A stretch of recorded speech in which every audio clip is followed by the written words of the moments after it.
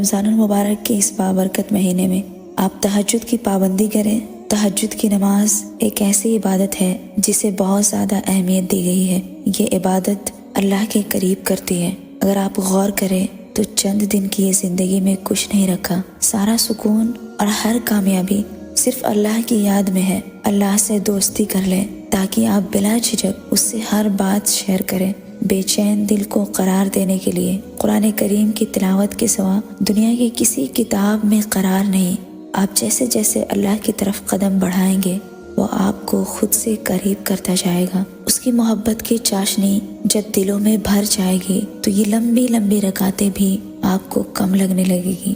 ہمیں ایسا لگتا ہے کہ اللہ سے محبت کرنے کے بعد ہمیں بہت سے کاموں سے توبہ کرنا ہوگا، پھر ہماری اپنی منمانیاں نہیں چلے گی۔ خدا را آپ پہلے اس سے پہچان تو بڑھائیں، اسے دل میں بسا کر تو دیکھیں، پھر خود بخود آپ پر اس کا رنگ چڑھتا چلا جائے گا، اور جو چیزیں آپ کو ابھی لگتی ہے کہ ایسا نہیں ہو سکتا وہ خود بخود ہو جائے گا۔ انسان جتنا ہی دوڑتا بھاگتا دنیا کی رنگینیوں میں مست رب کی یاد سے غافل ہو رہا ہے، اتنا ہی وہ اس سے بدسکون، بے چین اور پریشان نظر آ رہا ہے۔ آخر ملتا کیا ہے؟ بے چین، بے سکون۔ اس دنیا سے ایک دن ہر ایک کو رخصت ہو جانا ہے، اور آخرت کے لیے خالی ہاتھ رہ جانے والے سب سے بری خسارے میں ہوں گے۔ اس رب سے تعلق مضبوط بنائیں، اللہ کی رسی کو مضبوطی سے پکڑ لو۔ رمضان المبارک میں شبوں کی بہت اہمیت ہے، جہاں تک ممکن ہو شب بیداری کریں، اپنے آپ کو اللہ کی ذکر میں تھکائیں۔